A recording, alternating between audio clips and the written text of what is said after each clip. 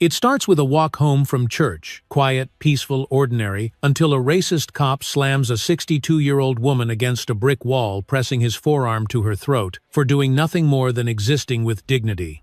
But what he doesn't know is, she's not just anyone, she's the wife of a federal judge. And in just 5 seconds her silence becomes a spotlight, his badge becomes a burden, and the entire city starts watching. What unfolds next is a powerful reckoning about race, power, and the quiet kind of strength that doesn't break even under pressure. Let us know where you're tuning in from and what moment hit you hardest. Drop a comment, hit that like button, and subscribe for more true stories that cut deep and stay with you.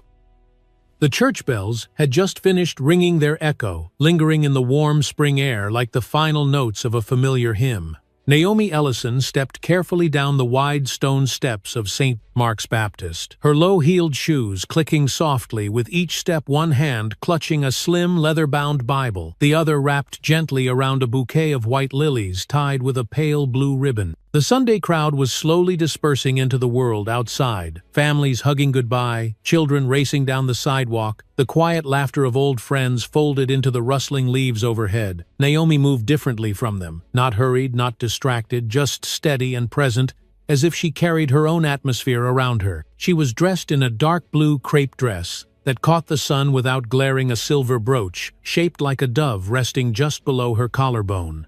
Her gray hair was neatly twisted into a low bun at the nape of her neck, not a strand out of place. Every year on this day, her wedding anniversary, she came to church alone, sat in the third pew from the front, lit a candle during the closing hymn, then walked 2 blocks home to cook dinner for 2. Even now, even with Jeremiah working late or traveling for hearings, she did it the same way. Not for tradition, for grounding, for memory. As she passed the wrought iron gate and stepped onto the sidewalk, she felt the slight breeze catch her dress, lifting its hem just enough to make her pause and tuck it gently back down. Magnolia trees lined the block, their blossoms fully opened now, scenting the air with something sweet and faintly bitter like childhood stories and old regrets. A pair of sparrows chirped overhead as if announcing the hour. Naomi let out a quiet breath and began her walk, the lilies bobbing slightly with her stride. She didn't see the cruiser at first, parked across the street, angled just enough to catch the whole block in view, but she felt it, the weight of attention, the static in the air. It wasn't new to her. It wasn't loud. It didn't announce itself with sirens or shouts. It settled into her shoulders like humidity, like tension held in the jaw. Her eyes flicked sideways, then returned forward. She kept walking. Not today, she whispered under her breath, more to herself than anyone listening. The car didn't move, but she could see the outline of a man inside driver's side, elbow resting on the window frame, head tilted ever so slightly, watching. It was a white man. Late 30s, maybe early 40s. Short cropped hair, no sunglasses, no phone in his hand, just stillness, and that particular kind of stillness that has nothing to do with peace. Naomi had seen it before in parking lots outside grocery stores, once in a hospital waiting room. A stillness waiting to pounce. She adjusted her grip on the lilies, her knuckles tightening slightly without meaning to. Her mind began running through silent checklists. Was her ID in her purse? Was her phone charged? Had she locked the church gate behind her? She didn't panic. Panic never helped. She simply prepared. At the end of the block was the red brick library, and just beyond it, her home, a small white cottage with green shutters and a flagstone path Jeremiah had laid himself 30 years ago. She could already picture the porch light flicking on as the day dimmed, the wind chimes brushing gently against each other in the evening breeze. That's where she was headed. That was her right. But with each step she felt the space around her narrow, as if the sidewalk had grown thinner, or the trees had leaned in. She thought of something her mother used to say, soft and bitter like burnt coffee. They don't need a reason, baby, just the wrong moment and the right excuse. Naomi had spent her life disproving that sentence. She had become a principal, led district reforms, mentored young girls, served on community boards. She'd followed every rule, worn respect like a second skin. But some days, no matter how well you carried yourself, your skin walked into the room first. The cruiser door opened. She heard it before she saw it. That mechanical creak, followed by the heavy slam of intention. Footsteps approached, not rushed, but deliberate, like a man trying to be seen without seeming urgent. Naomi didn't turn around right away.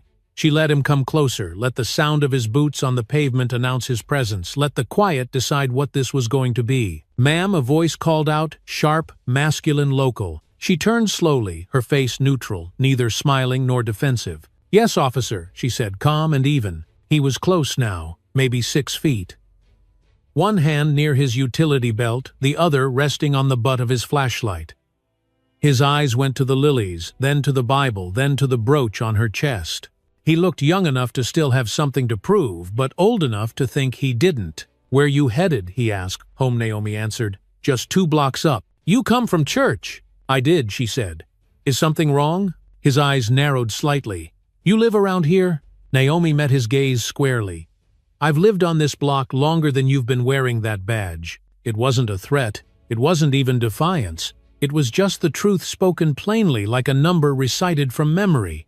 But she saw something shift in his posture just slightly, the way his shoulders squared, the way his jaw clicked once. And just like that, she knew this wasn't going to be about the lilies, or the Bible, or the brooch. This was going to be about something much older, much heavier, and far harder to name. The officer stepped closer, his boots thudding with more weight than necessary, each footfall a wordless warning wrapped in polished leather and pride. Naomi didn't move, not out of defiance, but because she knew the minute she did raised a hand, stepped back, turned slightly, he'd interpret it as resistance, as guilt, as justification. He squinted slightly, his lips pressing into a thin line, scanning her face like it was a puzzle that didn't make sense to him. There was nothing outwardly aggressive in his stance, not yet, but Naomi had learned across decades to read the shifts in a man's breath before his tone changed, to hear what came next in the silence between words. "I need to see some ID," he said flatly, like it was protocol, like the situation required it. Naomi's voice remained steady. "Have I broken any laws, officer?" He didn't answer immediately. His gaze flicked down to the lilies in her hand, then the Bible, then to the narrow silver chain resting at the hollow of her throat. His jaw twitched. "We had a report of a woman matching your description, casing houses a few blocks over," he said, words tossed out like fishing hooks, hoping one might stick. Naomi didn't flinch. "I've just come from church. I live on Hawthorne Street. I'm heading home." "That's fine," he said, his tone tightening, "but I still need to verify."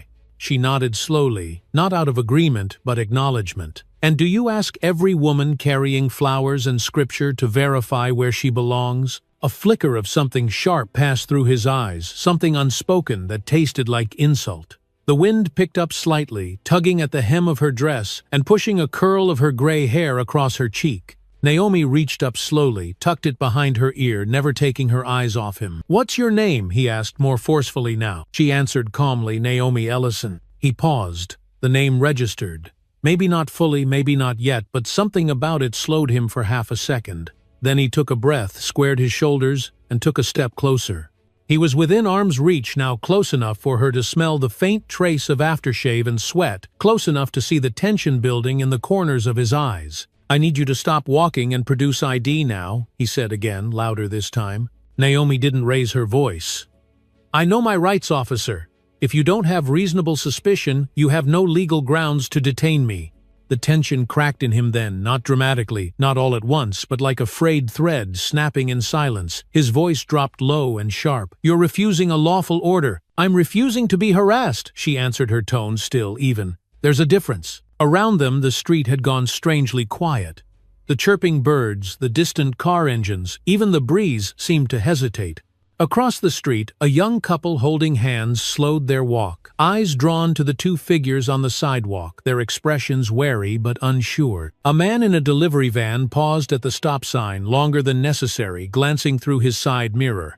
No one intervened, but they were watching. The officer looked around, saw the attention growing, and instead of stepping back, he leaned into the pressure. His voice hardened. "Last warning, ma'am. Show me your identification." Naomi stood still, her fingers tight around the lilies now, not from fear but from something else, something older than fear. She had lived her life resisting. The subtle erasures of dignity had stood in rooms where she was the only one who looked like her, had smiled when she wanted to scream, had swallowed injustice like a daily pill. But this wasn't a closed-door meeting. This was sunlight. This was her block. This was not the moment she would yield. "Then do what you feel you need to do," she said softly. "But understand this, I know exactly who I am." That sentence, those 10 words did something to him. Without another word, without escalation, without protocol, he lunged. One hand grabbed her upper arm fingers, pressing into flesh with unnecessary force. The lilies fell to the sidewalk like spilled truth. Naomi gasped not from pain but from the shock of how fast he turned. His other arm swung around her,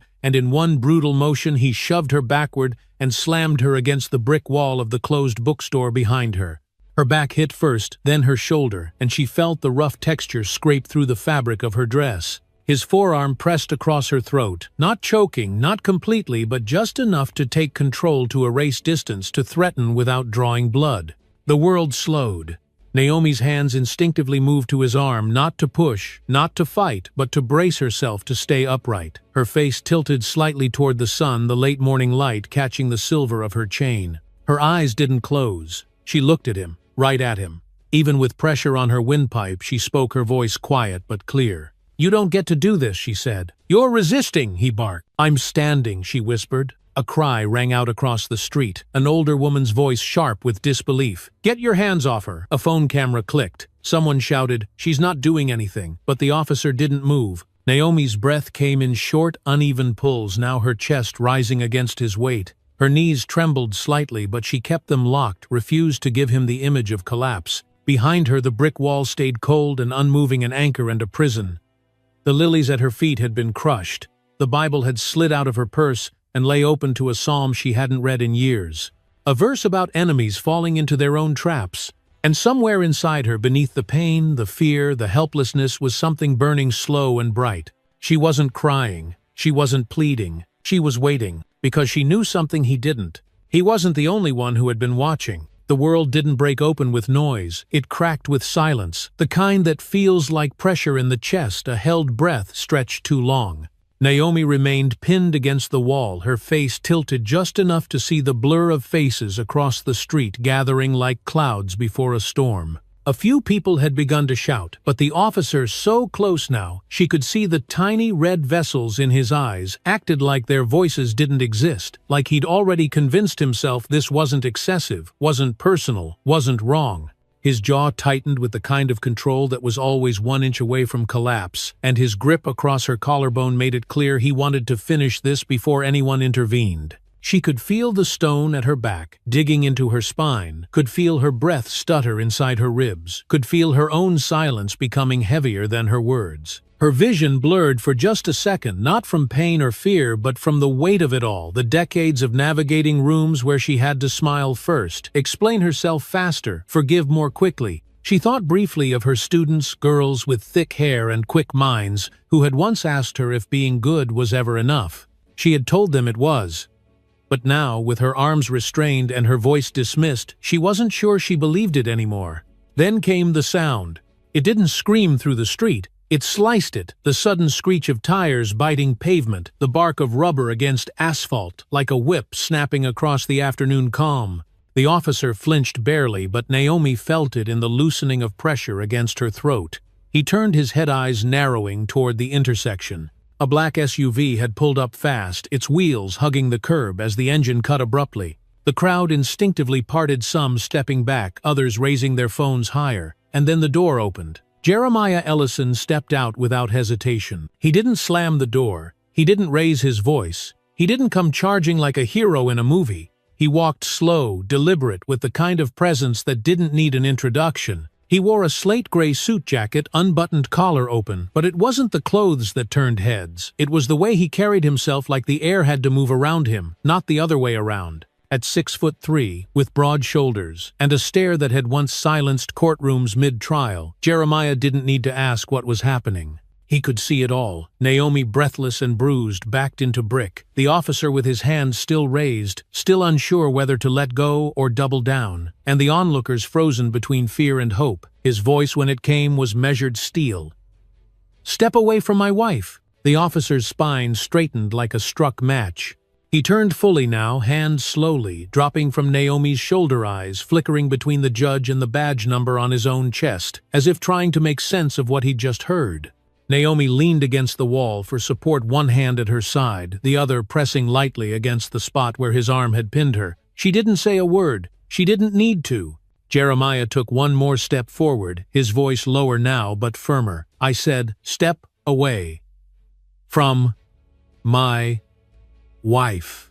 There was no hesitation in his tone, no negotiation, no room for misinterpretation. And for a moment, a small, flickering moment, the street seemed to pause again. Even the birds in the trees above had gone quiet, their songs stilled by something heavier than sound. The officer backed up one pace, then another, his face flushing red, his breath clipped with confusion and pride. Naomi watched it unfold, with the quiet resolve of a woman who had always known this moment could come not because she'd done something wrong, but because eventually they always tried to remind you of your place. Only this time she had someone who refused to forget hers. The officer opened his mouth like he might say something, an excuse maybe, or a justification, but Jeremiah held up a hand palm facing outward, calm as a signal flag. "Don't," he said softer now. "You've already done more than enough." Around them the murmurs picked up again, low and scattered at first, then louder, more unified. "That's her husband," someone whispered.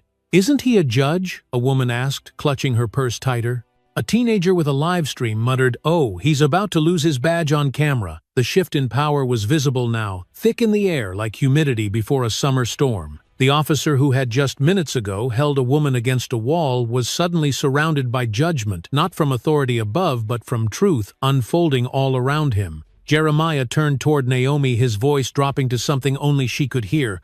"Are you hurt?" She shook her head slowly, her voice rasped but clear. Not enough to matter, but it could have been. He exhaled a breath, both of restraint and quiet fury. "I got here as fast as I could." "I know," she said, offering him the faintest nod, her hand brushing lightly against his. He looked back at the officer, now standing off to the side, like a man unsure which way history was tilting. His hands were clenched, his lips tight, his eyes searching the sidewalk like maybe it held the answer to how everything had gone so wrong so fast. But Naomi knew better. It hadn't gone wrong fast. It had always been wrong. It just took 5 seconds and one voice to expose it. Jeremiah didn't rush forward, didn't crowd the man who had just shoved his wife against brick, like she was an object, not a person. Instead, he closed the space slowly, each step measured like the beat of a gavel falling in a courtroom, the kind of deliberate movement that made you check your conscience before your next breath. The officer, name tag reading Doyle, had his hands free now, but the damage wasn't undone. Naomi was still catching her breath, her fingertips resting just beneath her collarbone, like she was trying to anchor herself in the present moment. The crowd had thickened along the sidewalk's edge, their phones held up like lighthouses, beams aimed at the truth, so it couldn't disappear again. Jeremiah's voice didn't rise. He didn't need volume to make himself heard.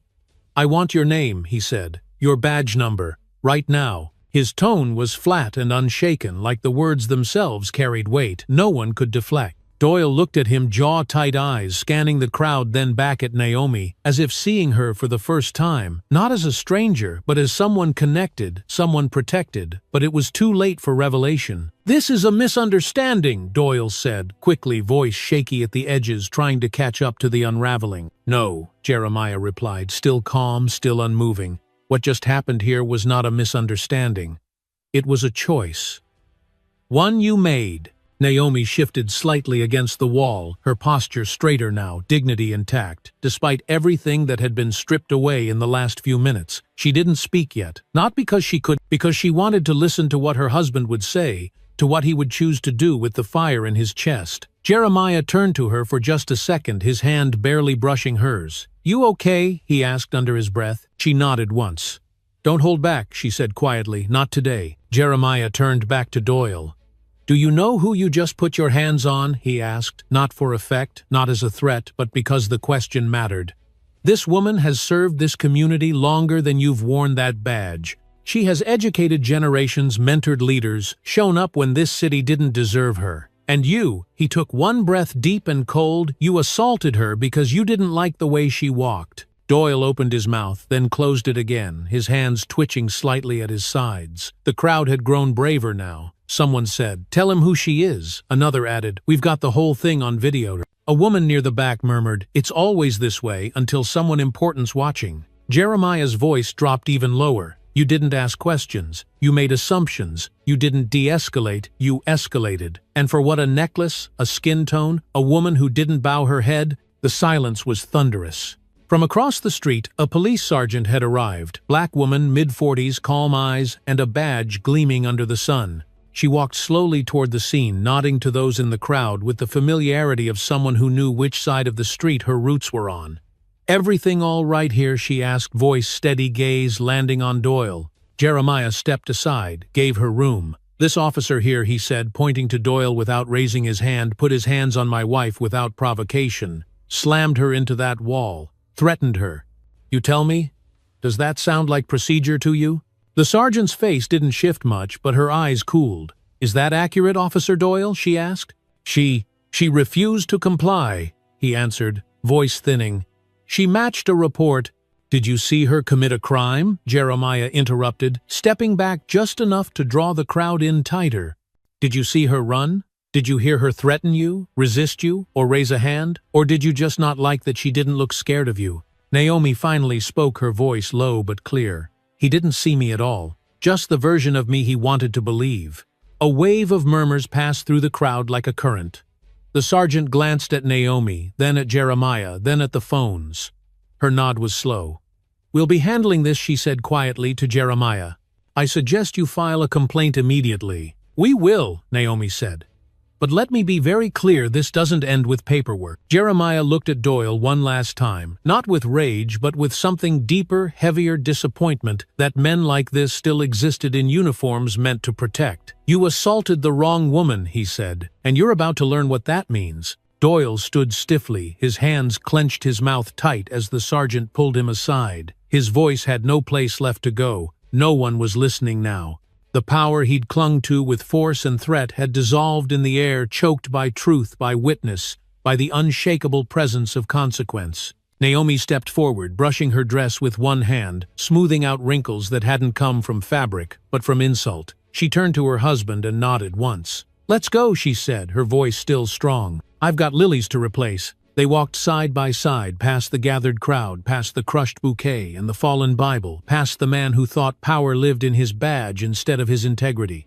And as they passed, people made space not because they were afraid, but because they finally saw clearly who she was, and who she had always been. The air outside the station that evening felt heavier than the heat could explain, like the entire city was holding its breath, waiting to see whether justice was something whispered in private or spoken aloud with the lights on.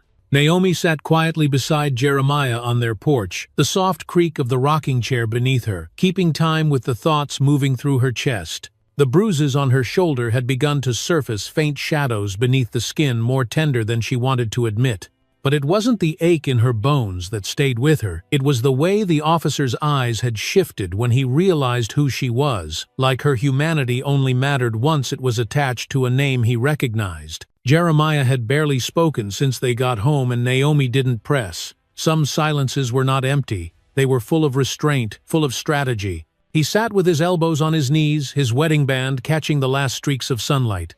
She could feel his anger low, controlled and simmering, not the kind that sought revenge, but the kind that refused to go numb again. "You still thinking about what you're gonna say?" she asked finally, her voice gentle but grounded. "I'm thinking about how long I've stayed quiet," he answered, not looking up.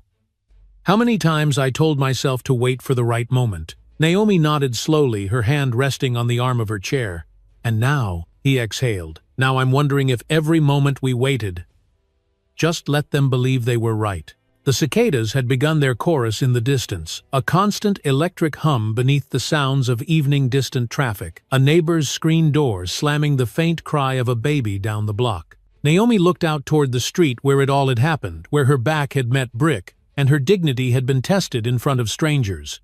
The footage was already online, shared, clipped, reposted, her name, trending in places she hadn't yet seen.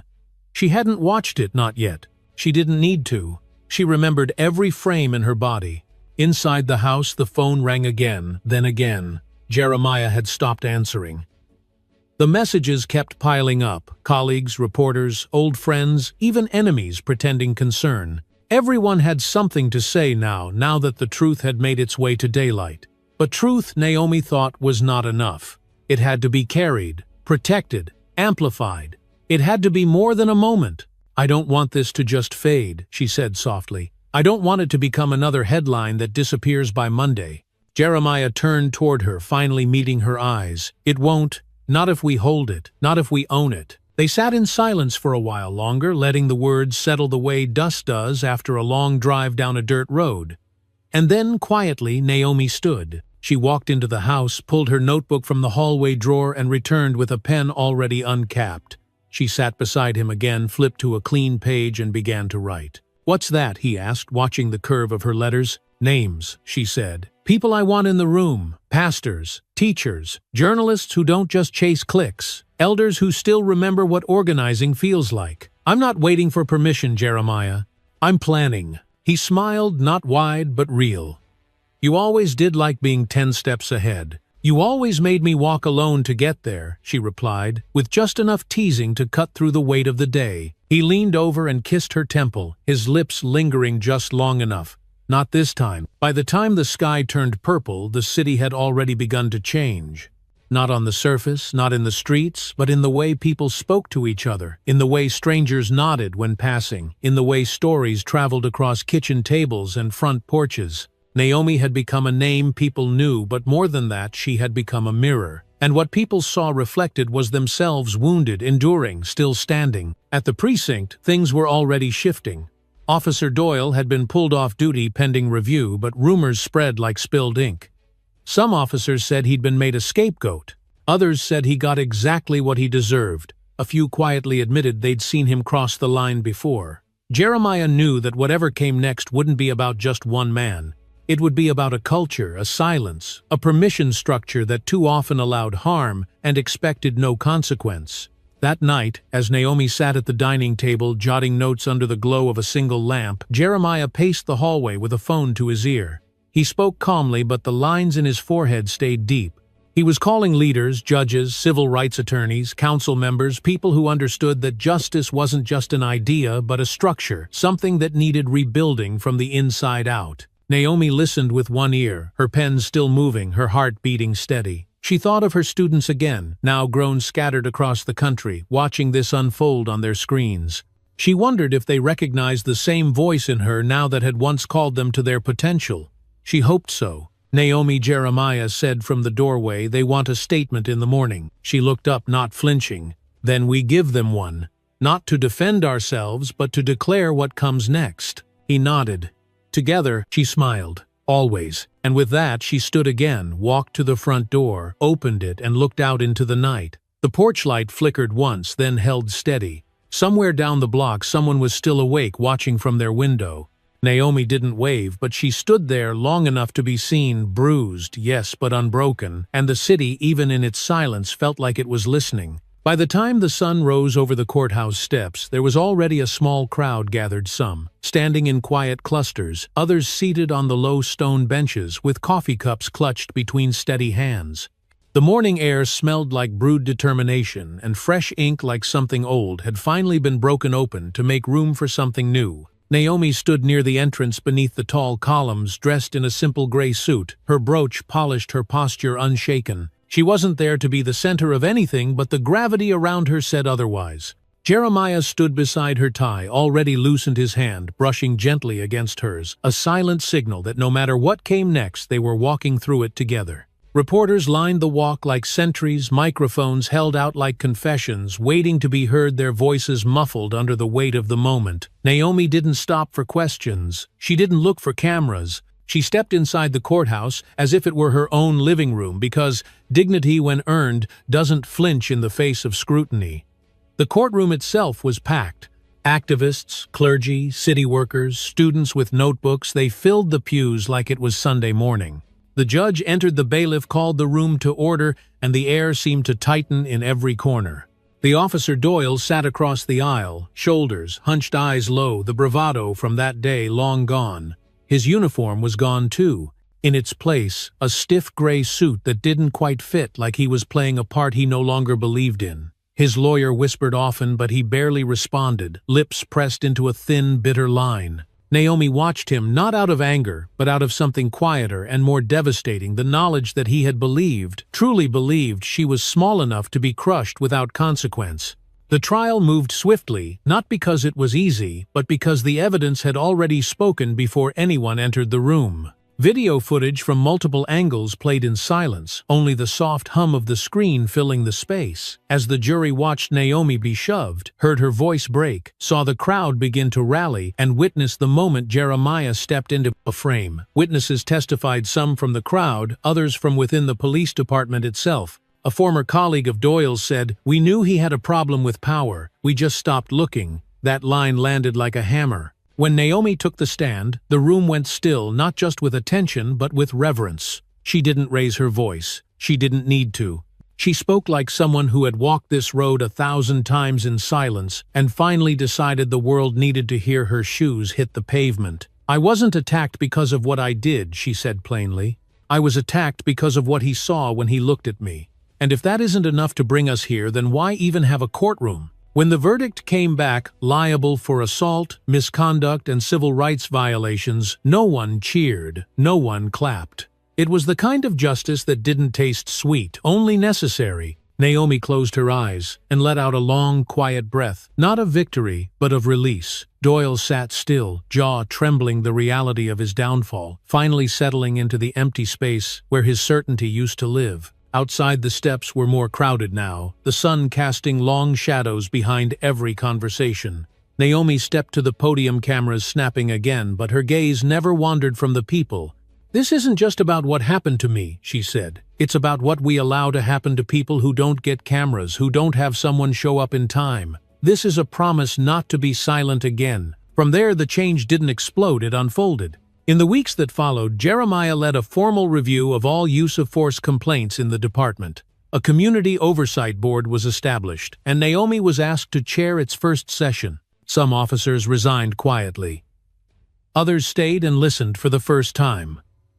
Body cam policies were rewritten, training, restructured, civilian reports unsealed for public view. It wasn't perfect, but it was real. At the first town hall, Naomi stood under string lights on a school stage, surrounded by neighbors who had once whispered their fears in private.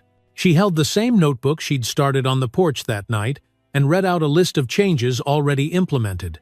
Then she closed it, looked out over the crowd, and asked simply, "What do you want your city to feel like when your child walks down the street?" A woman in the back stood slowly, her voice shaking. "Safe. I want it to feel safe again." Naomi nodded. "Then let's make sure it's not just a feeling. Let's make it law." She walked home that night, past the wall where it all began. Someone had left fresh lilies there, wrapped in brown paper tied with a blue ribbon. She didn't stop to pick them up. She simply smiled, touched the stone with 2 fingers, and kept walking. Because the reckoning had begun. And now finally it belonged to everyone. What happened to Naomi Ellison wasn't just an isolated act of cruelty. It was a mirror held up to a system that too often confuses power with righteousness and silence with order. But Naomi's story reminds us that dignity is not a privilege, it is a right. Her strength didn't come from shouting louder, but from standing firmer. And her husband's quiet authority didn't erupt in anger, it arrived with clarity, principle, and unwavering love. For many of us, especially those who've lived long enough to remember other struggles, this story stirs something deep. We remember the marches, the courtrooms, the unspoken sacrifices made on porches and in pews. Naomi's courage calls us back to that place, not to dwell in the pain, but to reclaim our voice in the present. Because what's at stake isn't just justice for one person, it's the kind of world we leave behind for our children and their children.